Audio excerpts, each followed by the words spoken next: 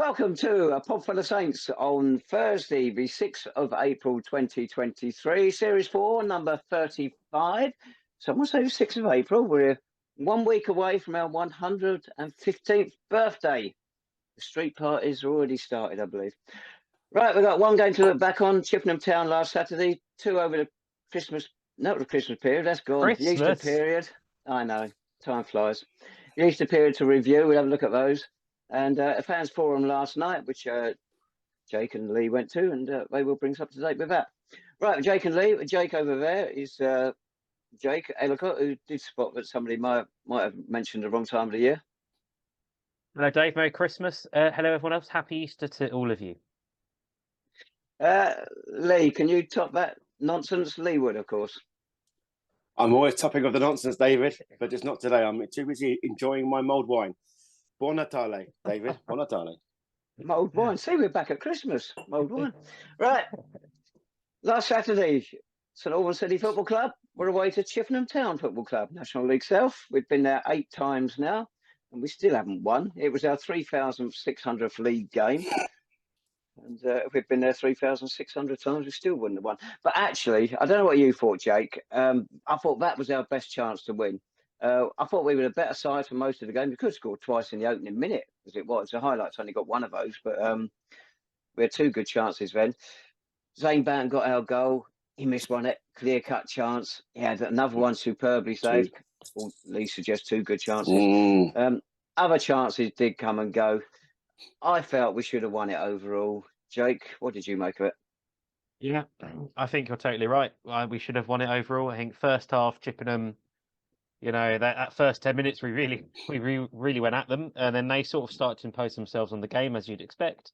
And the first half, sort of after that first 10 minutes, sort of went by, didn't it, with not much to talk about.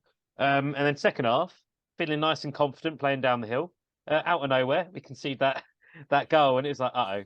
We've seen this before down here. But then we rallied really well, got that deserved equaliser. And to be honest, it's one of those cases of I'm not quite sure how we didn't win it in the end. I think the only thing that possibly killed us off was a slight incident towards the end involving the referee that we could talk about. But yeah, some really good play, a tough place to go. Chippenham, they're undefeated for a reason. They got a great result against Farnborough on Tuesday night as well. That's helped us out a lot. And yeah, just a bit of a missed opportunity, but I think still plenty of positives to take from it. Yeah, they were 13 games unbeaten going into it, and you wouldn't have thought so by looking at them on the day. They finished with a bit of a flourish. Well, they showed their quality again on Tuesday, as you mentioned, that win against Farnborough, which has done us a favour, of course. So maybe we should view it as a good point, but if you were there, you will feel that it is one that got away. You mentioned an incident towards the end there. 81 minutes, Ricardo de Trollio got sent off. Eventually, for those who haven't seen it on the highlights yet, he fouled one of our blokes. He just caught him a bit in front of their dugout, and the whole of our lot went up as if the next war was starting. We've got a bit of a storm going on here, by the way. But the referee let the play go on for about 20 seconds, didn't he, Jake? And eventually called it back when Chippenham kicked the ball out of play, by which time he'd forgotten who had committed the foul. So he tried to send off Tafari Moore. It just got more and more surreal, didn't it? It did, and was not expecting the red card at all. You know, on reflection, it wasn't a great tackle, but the way he played on, you know, it was just bizarre, wasn't it? The whole situation, and it took a good couple of minutes for the referee. And I think the brilliant thing about it was the official on the far side that had to stand there like a wally with his flag up in the air for about 30 seconds going, ref, I think you've sent the wrong bloke off. And it was just hilarious. I mean, how is the referee and the linesman on the near side where it took place just not able to tell who made the tackle? Yeah, absolutely ludicrous. And yeah, that sending off, I think, unfortunately, just sort of prevented us. But then having said that, even after the red card, we were well on top and we were still pushing forward for that equaliser. And I have to say, I didn't expect to see Glenn McConnell sort of playing wing back this season, but that was a new one. Well, he started there. I think he gradually pushed forward a bit, didn't he?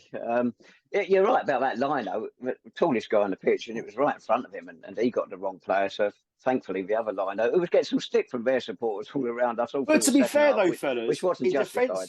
in defence of the referee, Tafari probably is due a red card at some stage anyway, so he might as well get it out of the way now, whether it's deserved or not. Before the It's playoffs. horrendous tackles. He's got a couple of bookings this season. He hasn't deserved them at all. Talking of which, we'll come back to the Chippenham game in a minute before this ends. I had a look at the highlights for Havant again last week, and Ryan Blackman's booking was a shocking decision. It didn't look good on the night. Superb tackle. And yet you go back to a Chippenham game, Will King got booked for them on 29 minutes for a dreadful tackle on Ryan Blackman. You look at that. He's gone in with his studs up. Now, that was a straight red. Ricardo's was more dodgy, I think. You two will have obviously seen Will King's tackle. What do you make of it?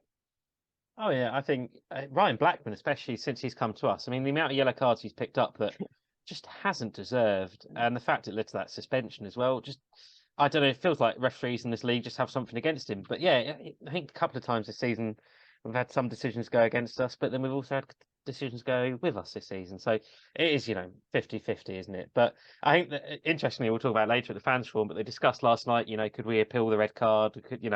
And they're sort of suggesting that maybe it would have been better if Tafari Moore had gone off, because he'd have been able to appeal that and he wouldn't have got off. But you can't really appeal to Trolio's because it was still the intent behind the challenge. The intent being the tackle was mistimed. Another thing we noticed, it wasn't a pitch in good condition, Jacob, because there were problems. There were big floods everywhere last week, and you can vouch for this because I think you had trouble getting back home, didn't you, on your train? Well, had trouble getting there, had trouble getting back.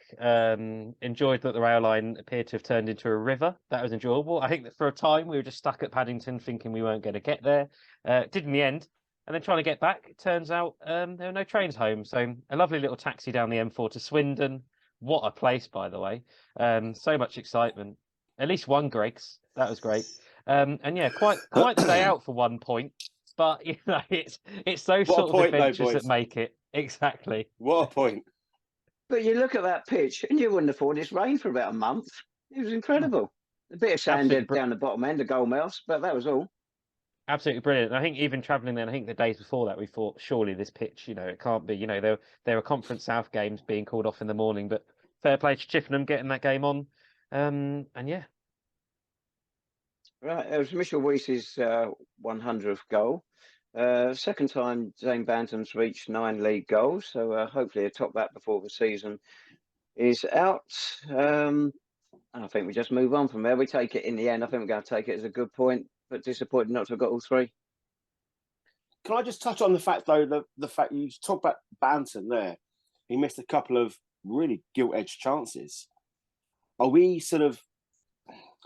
just happy for this balance that Nobby speaks about in terms of not playing Jeffers up front? You've got Banton and Cooper and Weiss.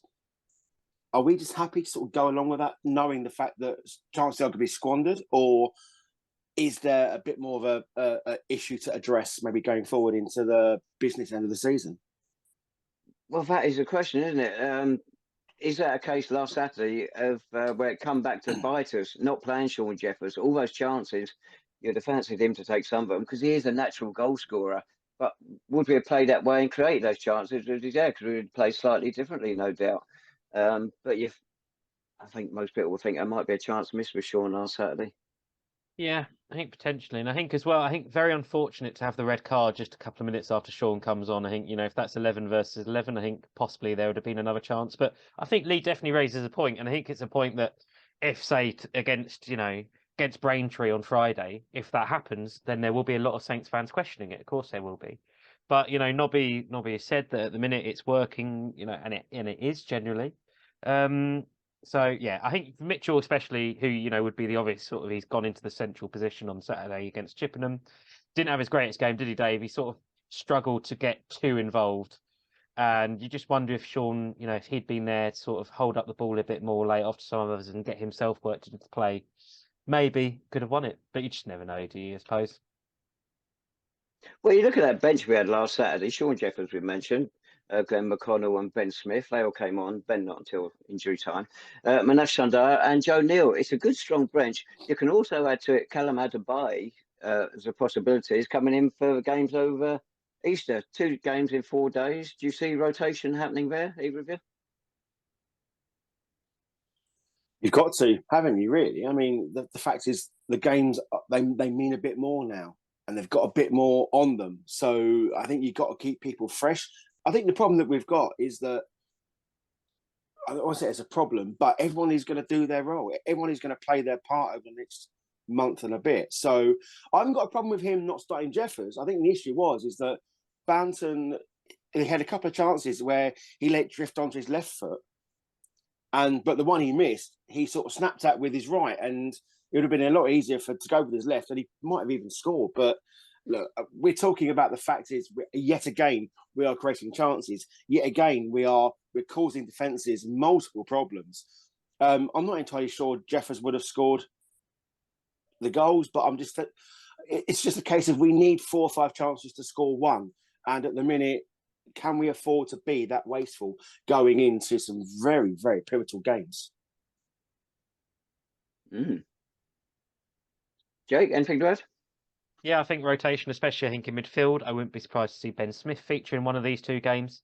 Potentially not against Braintree. I don't know. I think Braintree, they're not in amazing form. We'll get into that, I'm sure. But, it's definitely, I think, the tougher test of the 2. So I wouldn't be shocked to see there. And I say at the back, is Callum Adebayo going to be fit enough to start? If not, what do we do? What are the options? How do we work this out? It's going to be very interesting, and I think a lot of important decisions coming up for Nobby. I suppose the only thing that's good thing is he has got that extra. You got Saturday, Sunday there, haven't you, to sort of assess the options in terms of fitness. I suspect after what might be a bit of a battle against Braintree on Friday afternoon. You mentioned about Braintree Town's form. Good Friday game, 3 o'clock kickoff down the park, of course.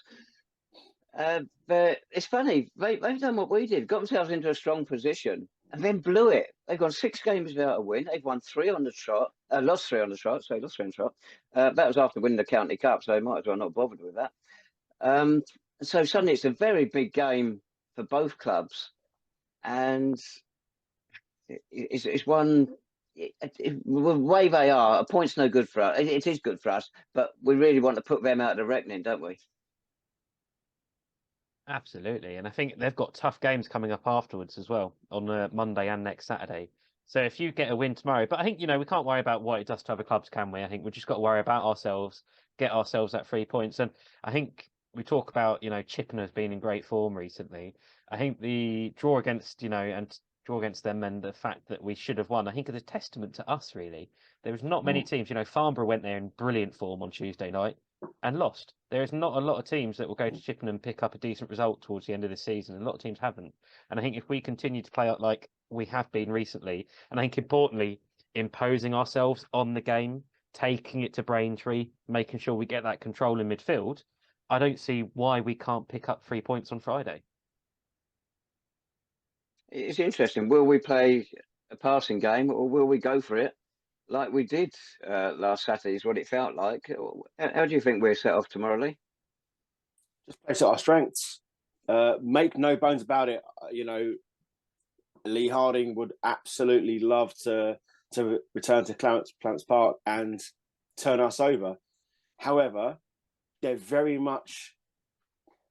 are a form team, but when the form is bad, there's a rot that sort of sets in, and I cannot see us not performing, honestly, because I think we've got the players. And the thing about Braintree is that I think they go early doors, don't they? And it's just a case of the fact is, once we get on top, I can't see them overcoming us in any way, because we've got the best man for man. We have the better players by an absolute country mile. But they're still up there. And as you say, Dave, we've got to sort of nullify that threat straight away. And if we can win, that's pretty much them out of the race, if I'm honest. It's all in our hands. And I think that element there is going to be the driving force, which then sort of kicks us on. We haven't scored against them in the last 3 meetings. Well, then it's a good time to start. Oh, no. It is. Right, we move on to Easter Monday then. Concord Rangers down at Thames Road. That was Nobby's first win as City manager, if I recall, when Joe Neal got his only goal in open play. If you're going to rotate, I suppose that's the one most people think you do it for. You don't want to be complacent, because you could say that's what's happened to us last month rather badly in some games. We've got to go there, and I would have thought get stuck into them early. They've got low confidence. Try and get a goal or two before they settle down. Absolutely. I think, they're fighting for their lives, but they're in terrible form as well. They are really on the precipice now of, being relegated. And they're in a difficult situation. I have no doubt, again, it's going to be a real fight. But, and it's not going to be on a great pitch as well. That game at their place was called off last Saturday. I doubt it's going to be beautiful passing football down there on Monday. Who knows? It's going to be really, really difficult. And I say it is a challenge for Nobby, in terms of rotation. Surely, if you want to rotate in midfield, do you bring in Ben Smith for Ryan Blackman? But then you want Ryan Blackman playing against his old club, don't you? You'd have thought there. So the options are there, and you do wonder if one of these two games we're going to see the return of Sean Jeffers in that attacking third, and even potentially, will Glenn McConnell come in for someone like Cooper if Cooper, is feeling a little bit leggy after Friday. I think that's the great thing you hinted at it, Dave. There are brilliant options for the management team in the squad now, and it is something that we need to make the most of, because how many times in our past have we talked about not having a strong bench at all? They got one win in 11. They got games in hand, so in theory they can get out of trouble, but they're not going to. They are definitely going down. They've got troubles off the pitch as well, haven't they? Have you got anything on that, Jake? Yes, apparently there's a few issues off the pitch that I think they're trying to work through. So hopefully everything will be all right down there. But I think it's just been a bit of a nightmare season. Elaborate, for Jacob. them. Elaborate, my friend. No, that's all we know really. It's I think it's just one of those nightmare seasons that I think, Dave, you said to me, I think last week, so soon after winning the what did they win? The FA Trophy? Trophy, yeah. Yeah, and now they're struggling. It's a real shame. I think their website's gone as well, isn't it? I was trying to find it earlier. Are you sure that's just not you? Well, excuse me, we didn't record this on Tuesday because you couldn't get on the blooming internet. Oh, he was waiting for that. Yeah. Oh, that dagger's got in hot, Jake. Blimey. Oh, my Lord. Oh, God. I think, going back to Braintree for a second, I think we can learn a lot from the game that we played down at their place earlier in the season that eventually ended up being Ian Allinson's last. Braintree, they weren't amazing, were they? And I suspect it would be the same for Concord. If you let them take the lead, they will be happy to just sit in and defend. That's what Braintree did against us earlier in the season. And it was so difficult to break them down, wasn't it? And even Concord, was it 1-0 in the end, that Joe Neal goal? Again, I remember that being, again, a real scrap, really difficult to break them down. And I suspect both these games, I don't know if either one of them is going to be particularly pretty. We may get a surprise. Mate, do you remember a few years ago, Michael Clark turned out for them, didn't he, after he'd been with us? And he got that cracking goal. And got a bit of good news on his fitness as well. He had scans week before last, and he's got the results of those now. And there's no fracture. It's something way down there he's got, which doesn't sound very pleasant. I know all the medical terms, Lee. And he's returned to training now. So if we should make the playoffs, one would imagine he may be fit for that as well, to bolster the squad a bit more. So that's good news for us. Yeah, but we'll need him because he's a good player. He's a decent player. And as Nobby said, and we cannot stress this enough, every single member of that squad is going to have their part to play over the next month. So if Clarkey is fit, but I think what we've done in the past, we've always rushed him back where we've not necessarily had the cover, and he's sort of fallen lame again. So, but I think if Clarkey comes back and he's fit, he'll play a key role, no doubt. Presumably, Detrolio's suspension starts on Saturday, so he'll be available for Friday because it's usually a week's grace, isn't it? So I haven't checked the rules. So do you know? I think it is, but then the rules change every year, don't they? So that's what it certainly was last season, though. I was going to say, why do we always end up seeming to play Concord on the Bank Holiday Monday at their place? It's always the because we like to have the English Riviera in our sights, mate. Come Easter time, it's just it's that nice sort of vista of doom on the horizon. It must be 6 years ago now, because it was that weekend again, same weekend where we beat East Thurrock on the Friday in spectacular fashion with that brilliant photo of Ian Allinson sprinting down the touchline with Clovis Camjo chasing him, and then on the Monday, we slumped to a defeat at Concord that pretty much killed our playoff hopes. And they were celebrating afterwards like they'd made it, when in reality they didn't have the ground grading to get into the playoffs anyway. So, yeah, hopefully no repeat of that this weekend. I remember when I used to film it down at Concord. I don't know if you had the same view from a terrace, obviously not the same, but looking across the island, you could see the masts of ships. And it looks like they're going through the high street because you can't see the water, you can't see the Thames estuary, just this mast of a ship going through a load of houses. It's a wonderful view. More interesting than most of the football you get down there. I think that what I would say, Dave, is that you and I have got different values of the word wonderful, mate. If I'm honest with you, there's the Peak District, and you got some absolutely monumental visions going on in this country. The Thames estuary in Canvey Island is certainly not one of them, my friend. No? Okay, I better change my summer holiday, I guess. Right, that's the football side of things done. Last night at Clarence Park on Wednesday, the 5th of April, there was a fans forum. I was preoccupied elsewhere with prior engagement. You two were there. Who wants to kick it off? Well, the one night a year that David Tavener's actually busy. That's the what were you doing, Tabs? Just out of curiosity, my friend. I went to the stables in Wavendon near Milton Keynes to watch a Simon and Garfunkel story. It's got rave reviews all around the country and everything. There's a couple of Americans who are playing the parts, and they are playing it. We're just telling the stories. They're not the greatest singers in the world. It was okay, but it was more like a karaoke night than what it had been banged up to be. But everybody else seemed to enjoy it, clapping, standing ovation and whatnot by some people, so some enjoyed it. It's almost like at Clarence Park, and some people enjoy it more than others. You know where to sort of start with that, do you, mate? This has taken a sudden swing of turn. Let's move on. Yeah, I think probably for the best. The fans forum. Yeah, it was like Jack and Ori on drugs, to be fair to you. It was as it is always the thing, it's in two parts. You get the owner gaslighting for an hour, and then we have a little bit of a break where we can fill up on Mad Squirrel, and then we managed to speak to Nobby, which was the most enlightening experience that we've had for quite some time, Jake. And mate, please do butt in if you think I've said anything out of sort of turn, because the thing is, we've criticised Nobby for his post-match, and that's just one element of what he brings to the table. Last night, he spoke with purpose, passion, poise. He was eloquent. He was, he had showed a real empathy as well.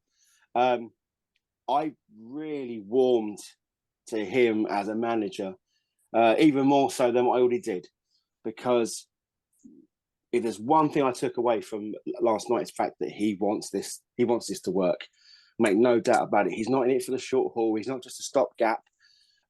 He is in it, and he wants to change the fortunes of this great football club. And I think with him at the wheel, that could possibly happen if he's given the weapons to do so. He, alongside John, they both spoke exceptionally well. And I think there's a real honesty there, which fans can relate to. We can talk about communities and social engagement and, grounds and finances as much as you like. And it's the same old story. And you can read into it whatever you will. David Noble is the real deal. And as long as he's our manager, I'm going to be one happy bunny, because the way he conducted it himself, not just last night, but all throughout his tenure so far, has been something refreshing. And don't get me wrong, I have no doubt he's going to be under immense pressure to get us up, because the fact is that we deserve it. And the way we've been playing football, the stuff that we've been served over the last 2 months, on the whole, consistently, has been nothing less than exquisite. And long may it continue. What did you make of it, Jake? Obviously, it's the first time you've sat down, heard him talk for any length of time. How did he come across to you? Yeah, I think it's the best I've heard him come across in any sort of interview, anything like that at all. It was really, really good. And what I enjoyed was how confident he came across in his post matches. He doesn't always, and I think he's not naturally in front of the camera at all, and that's understandable. But he was so confident, and he was so clear in his aims and his beliefs and what he wants from this, and how he's going to do it. And I think that was really, really good to see. And you almost felt like the whole room, when he at certain points where the whole room almost lit up, just listening to him and engaged by him. And John as well. John, you know, we'll talk about Nobby here a lot, but John as well was very, very good. Both of them very clear. They bounced off of each other really, really well, considering they're, you know, a double act that were just put together because of circumstances. Really, really positive. And, you know, funny as well, very down to earth. And you can see why the players and now the supporters have bought into Nobby and John, because it's just really, really good. And you can see how much it means to both of them, what we've achieved so far. But, you know, they're not happy with what we achieved because this isn't their final aim. They want to go much further with us on the pitch, which is absolutely brilliant. And yeah, just really, really good. And one highlight for me was a Nobby saying to one supporter, you know, I'm glad you all like my style of football because let's get it right. You know, I won't be changing it. This is how I want to play. We'll do football. it anyway. We'll do it anyway. And it's brilliant. So... But it's that confidence that you want from your manager. You want him to inspire you as a supporter, but also the players that you're supporting. And I think as well, a lot of last night when Nobby was talking about the connection with the fans and how important that was. And he spoke about that he's tried to implement that again, and he's told the players that they need to appreciate the supporters because that is why they're out there playing football. And you can see just how much it means to the management team. And I think it's filtering down through the whole club. Absolutely brilliant. Stepping up as a player from within your own club to be manager that quickly could be very difficult. But you remember when we used to go on the players' coach, Jake, Nobby was always sitting on his own. He didn't have anybody else sitting with him. All the players were further back. He was up the front with us. And he was a little bit detached from them. And maybe that has helped him to make the transition because, let's face it, he's not afraid to drop anybody. He's got no close mates. You're definitely in just because you're my mate and whatnot. He's made that transition really, really smoothly. Absolutely. And I think the first question he faced was the Sean Jeffers situation. And he calmly explained the situation, you know, calmly said why and what the decision was and etc. Similar as he has done in a lot of the post-match interviews. And yeah, to be making those decisions, you know, really, really brave. And I say, again, I think it's that confidence that I think by the end of Ian Anderson's reign, you know, that confidence and clarity over where we were going just wasn't there, was it, sadly, by the end, for whatever reason, whatever factors. And yeah, it was just so positive to hear from Nobby and John as to what they said last night. Really, really good. Lee, you mentioned about Nobby being given the tools, which presumably is the budget to get the players he wants down there. Was there much discussion about the fact we've so far he's only been able to sign or only brought in loan players? Is that going to change during the summer, or the way football is going nowadays, are we going to continue making a lot of use of loan players next season? There was not a lot of talk about the budget as such, but one thing he did stress is the fact that we've now established these connections with the parent clubs of the loanees that are already here. And what will happen is for instance, Job came in and he had a couple of really good games for us and he went off to Maidstone, but what's the point in going to a team at the bottom of the conference and you're touching the ball 4 or 5 times, most of those with his head? Whereas if you like to play football and you want your players to pass it and develop as players themselves, you'll be touching the ball 50, 60 odd times in a game and developing from there as a player, but also as a person. And I think what he stressed is that we're never going to have the resources to sign these players outright, but nor should we really expect to do that. But what we will do is establish connections with these clubs. And, you know, he already mentioned that Jay Cooper is on the verges of sort of maybe playing in Colchester's first team for next season, but he loves it here. You know, he sent messages to Nobby after one of the games saying, you know, I absolutely love it here. Let's go get promotion. And that mindset now is riddled throughout the club. You know, that let's not, if we get promotion, no, we want to get promotion. Let's get promotion. Why would you not want to do that? And that is echoed throughout the entire squad. You know, your Berries and your McConnells and your Coopers, they want to be here. Make no bones. This isn't just a tick box for them. It's a stepping stone. Of course it is. But it's a progressive one and one that's going to hold both the players themselves and us as a club in exceptional good stead, because we've now built a platform, and we've built a culture that people now know. Professional football clubs are going to be looking at us thinking, how do we get the best out of our young stars? Who do we want them to go to? And it's going to be the first name on that list, because of what John and David have done, is going to be Albans City.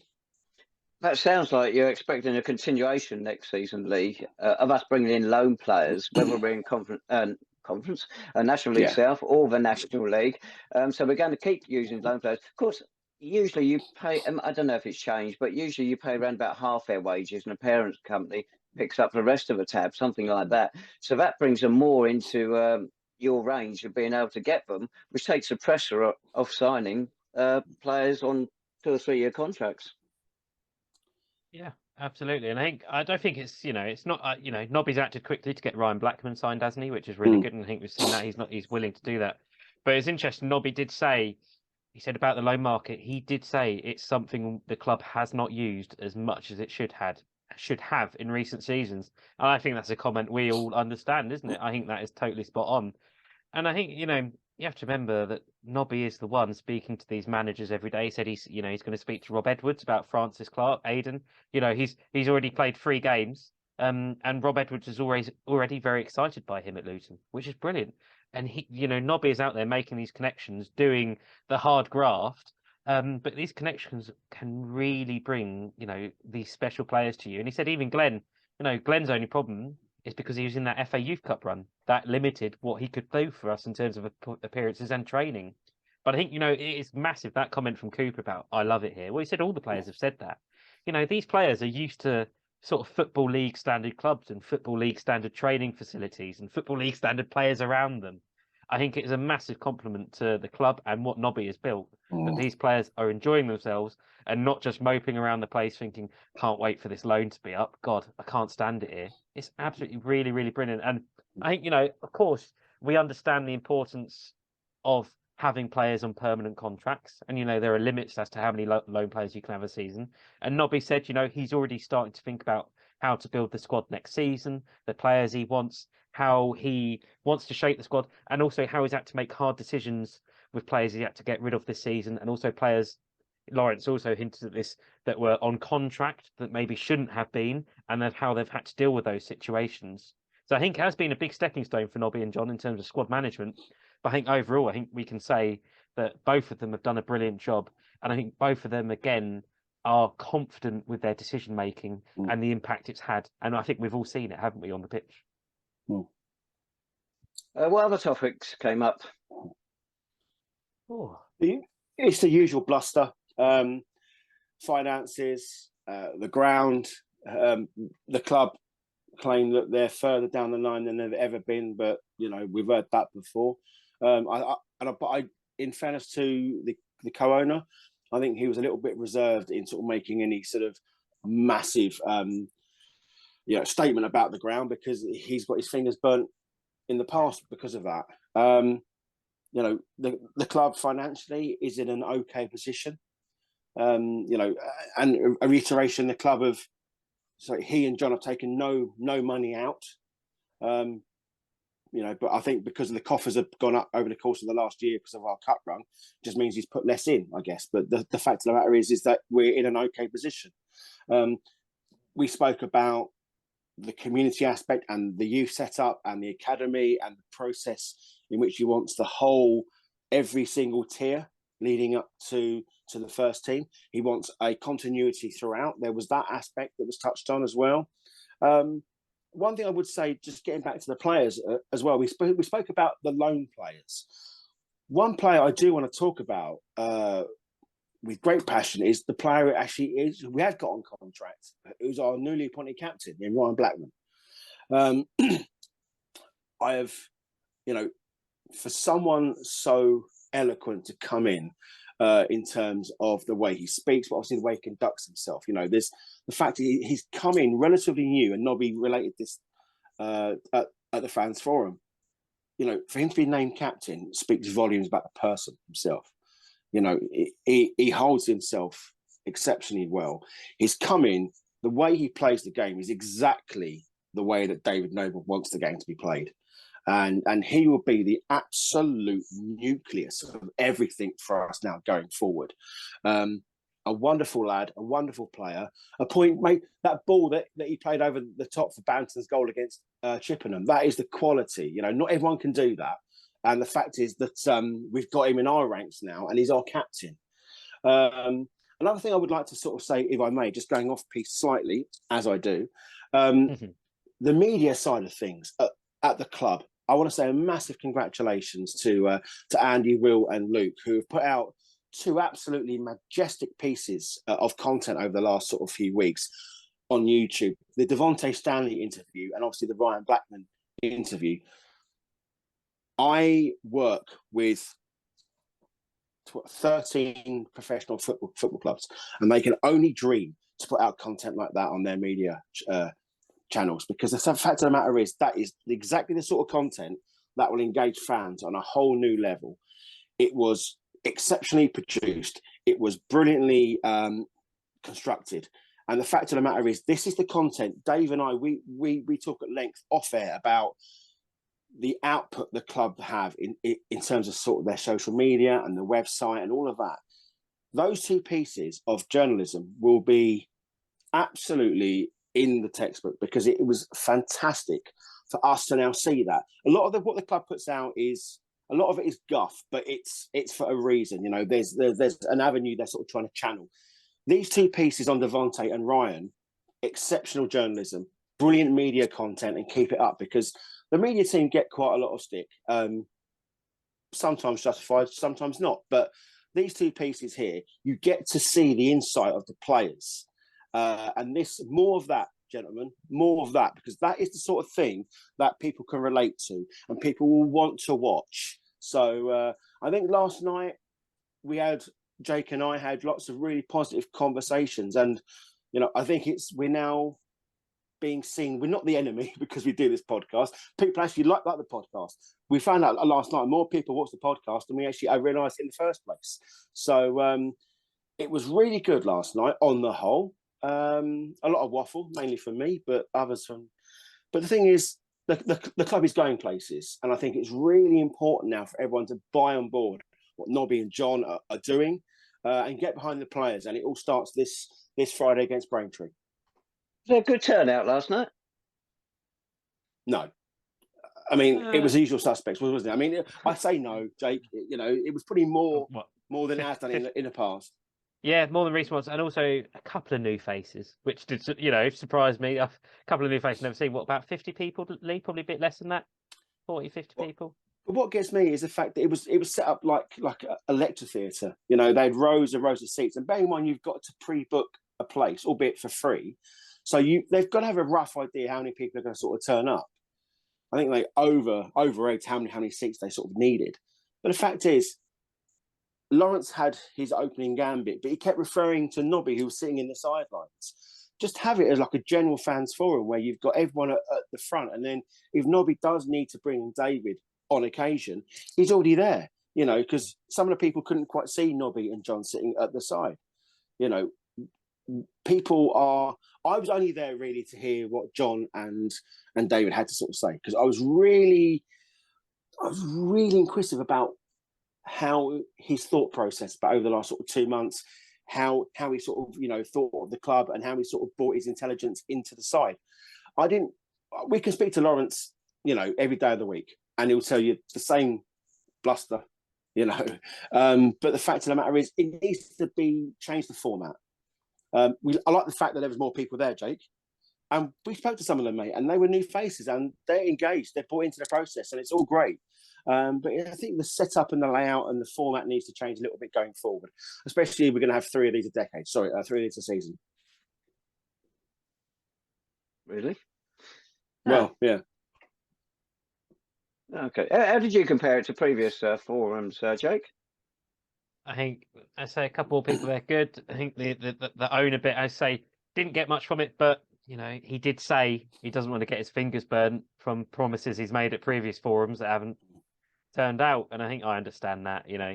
But I think, you know, at previous forums, you know, we had the same manager for a number of years, didn't we? And just got same old, didn't it? Really, a lot of those forums. But I think the great thing about last night was David and John were so clear and so open and so passionate about what they want and how they see things, and no hiding, no hiding what they think of things, being very clear, which was really good. And it didn't feel like they were chained either or limited by anyone that said, oh, don't mention this, don't say that.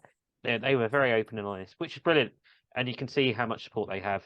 Interestingly as well, they talked about the director of football, which I think is now going to be called the head of football, and I think the impression is they're going to head up. Lee said that sort of structure, didn't you, Lee? That sort of, first team, their B team or reserves, whatever they brand it as. The kids, the women's football, the women's team, as well. They want someone to head up all that. I think the impression I get is, Nobby's really enjoyed the recruitment side this year and the players he's been able to bring in, with the recruitment team, the scouts we've got. So I wouldn't be surprised if Nobby is still heavily involved in that. But Nobby also did make it clear that he wants to be involved in the process of appointing that head of football. Not being involved like he's going to make the decision, but he's part of the decision-making process, because so there's someone there that he can actually work along with, and they have the same thought process as to how to run this whole football club from the footballing side. Even if Nobby's doing most of the first team stuff, no point having a first team manager that wants the first team to play like this if you've got a head of football who's running up the academy, who's got the academy playing 30-yard long balls every single game all the time. You want that same consensus, don't you? So that was an interesting part, I thought. Lee, what did you think about that? Well, you have really got to look at the relationship that Dean Austin and Ian Allison had to emphasise just how pivotal this relationship is. And I'm so glad that Nobby and John are going to be part of that process, because I think Lawrence earmarked himself, John and Lee Page as going to be the three antagonists who are going to spearhead the search for this director of football. Half time, I'm not entirely sure they could find their own socks, let alone a director of football that is going to be well suited for this football club.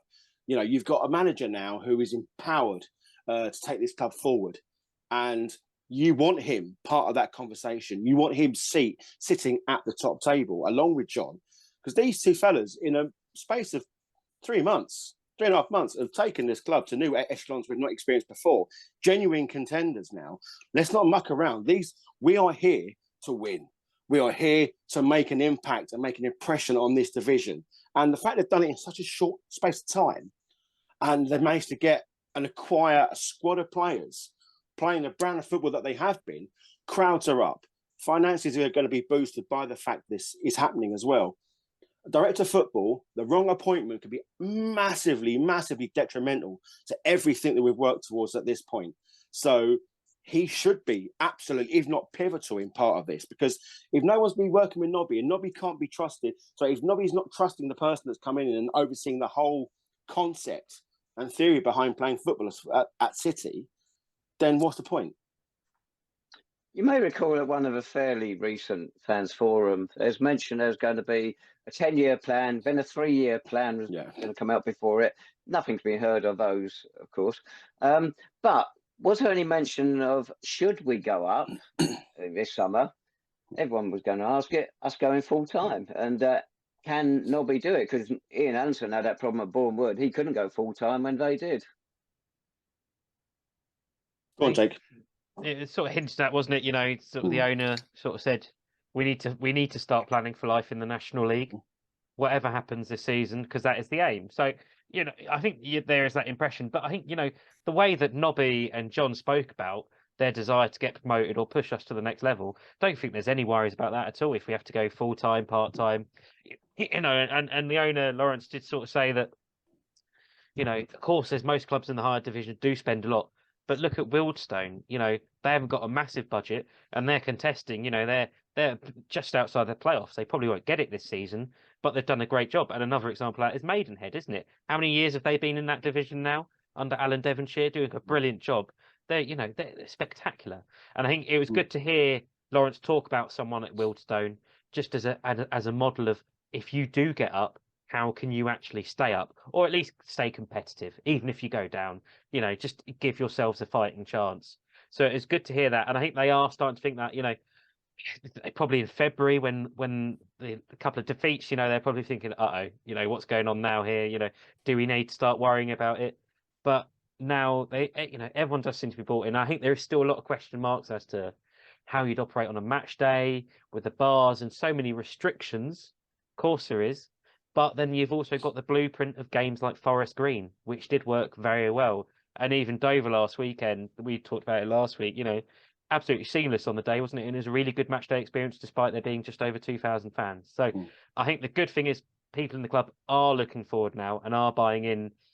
And, of course they're going to say this at a fans forum, but, they're not scared. And I think the great thing about, Nobby's enthusiasm and John's as well, I think that is catching everyone at the club. Their desire to push us to places we've not been for how many years now? Well, a long time since we've been. But the thing is, though, mate, brilliant.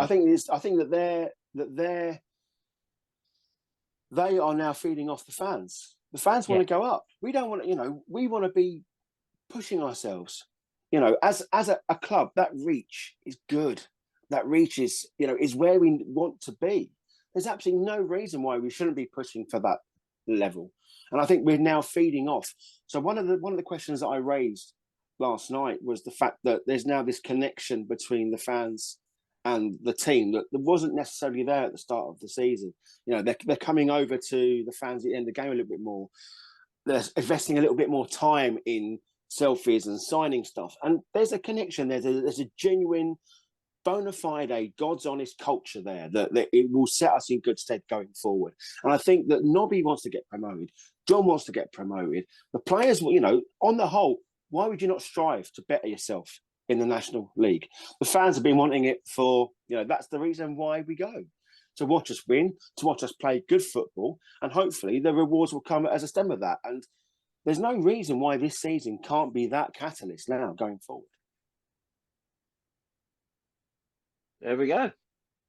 Oh, David's Any other dumbfounded. matters? Yeah. Any other matters there come up you want to chuck in before we go? I don't think so. I think we covered it all. Jake, haven't we, mate? Yeah, I think we've done a quick summary. I think you could probably talk about this for hours, couldn't you? Really, what was brought up last night, but we can't bore everyone that much tonight. We've tried. Lee's got some rum to drink, I think. So there's none left, mate. We all went the first time around. Too late. Oh dear. Talking of drink, Jake. Oh, Talking of drink, yes. you gave me this at Chippenham last week. Oh, yes. Look at that. You got it from Bath City. Haven't and Waterlooville do a similar one, don't they? Where the coffee cups. I wish we would do it, but of course we'd stick that horrible blue and yellow mobile phone on there instead of a proper glass. Tabs, But they do look nice, those things. Mate, we had that in the pipeline when Jake and I were in charge of the media team.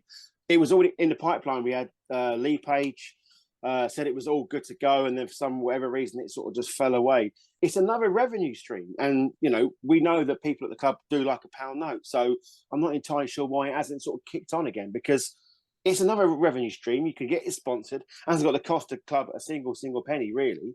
And obviously, if they're done well and they're designed nicely, people take them home. It's just it was touched upon last night, Jake, about there's good and there's good enough. The club now have done so much amazing things off the field in terms of their commercial output.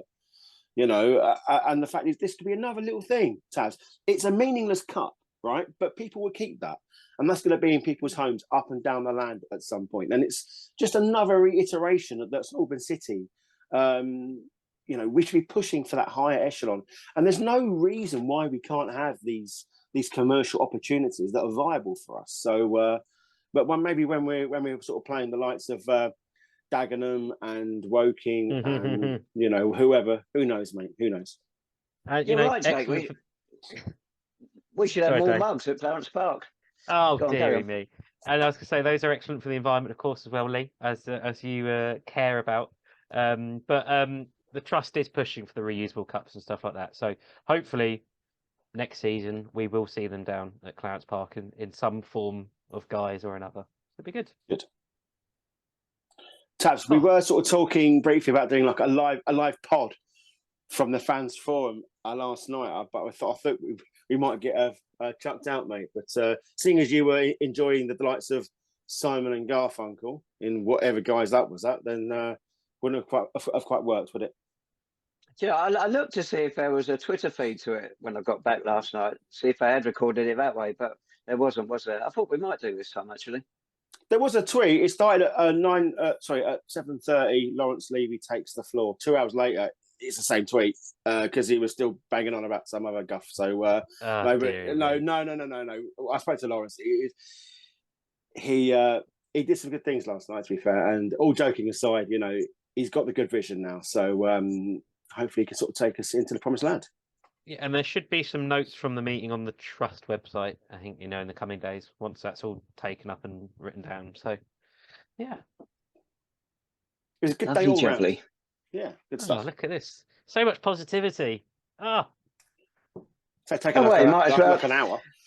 Well, let's see if it's reflected in your predictions then. Oh, God. Oh, no. Forgot we do this. How'd you get on last night? I think I got it right, didn't I? I got the result right. Did I? I'm pretty sure I predicted a draw at Chippenham. But I'm going to go 6 points all round, based purely off positivity of the fans forum. I can see us Braintree 2-0 Saints, and then Concord. I'm going to go for an absolute rout. I'm going to go for 3-0. I thought you were going to say 6 then. That's the rum talking as well, by the way. Braintree, I'm going to go, let's go 2 classics. 2-1 Saints. There we go. And Concord, 3-1 Saints. There we go. That's the stuff. Good stuff. Oh, dear. I think Lee's still trying to check last week's result. He's loading up the wireless broadband. It'll be ready in an hour. Hey, listen. You're the last person to be sort of talking about wireless broadband, my friend. 2 days late. Pay your bill. Goodness me. Blame Richard Branson. Yeah, you went for 2-2 last Saturday. Lee, Jake, of course, got it wrong, going for 1-0. But that's always Jake. Far too optimistic. Far too optimistic. That's because he's been near you, mate, for too long, I imagine. I'd say that is what they do say about this podcast. Too optimistic. So, look at us. That's with tabs on it as well. Yeah. Indeed. Please do get yourselves down to Clarence Park on Good Friday. It's going to be an absolute belter of a game. If you want to get in touch with us, we had some fantastic emails and messages over the last week. Jacob, hopefully not. And if you do want to get in touch, my friend is going to give you all the details now. Yeah, at Podful of Saints on Twitter, email address as well in the details below. Where Dave puts. I've started reading those descriptions, Dave. You put quite a lot in them, don't you? I'm quite impressed. And thank you all very much for watching. We really appreciate it, and we will see you again next week. Thank you very much, everyone. Take care. Cheerio. Bye bye.